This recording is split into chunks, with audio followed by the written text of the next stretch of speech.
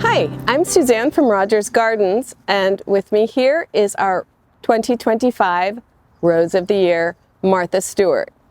It's a good thing.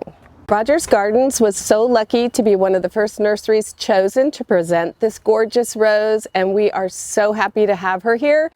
Martha Stewart here is a beautiful, more than 100-petaled rose. It's a hybrid tea, and it starts out at kind of a deeper pink. You can sort of see this deep corally pinky red bud, but it opens up to a beautiful, beautiful kind of a hot pink, and then it matures into this gorgeous ballet pink with an apricot center. Rose color is so nice because it contrasts with the deep green foliage that you have here. It's a super strong rose, and it really has good disease and pest resistance. This rose is stunning. When you see it in person, just the color and the look alone is fantastic, but the scent of lemon verbena and honeysuckle and bergamot, it's so perfect. Not too feminine, but just with like a really gorgeous Martha-esque scent.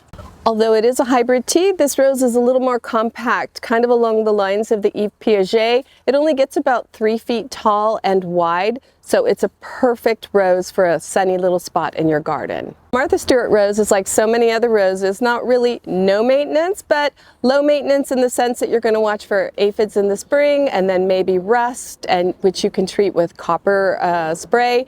And then in the summer, usually around July or August, you're going to be looking for those sawfly larvae, or they're also called rose slugs, which you can treat with spinosad.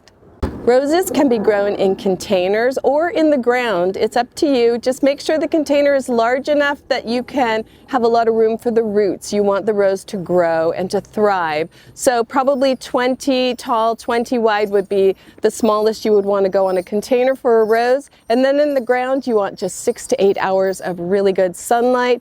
You're going to plant it in a hole that's twice as wide as the container that it comes in. Loosen up the soil underneath. Throw in a little compost, maybe a little organic fertilizer, and then fill it up.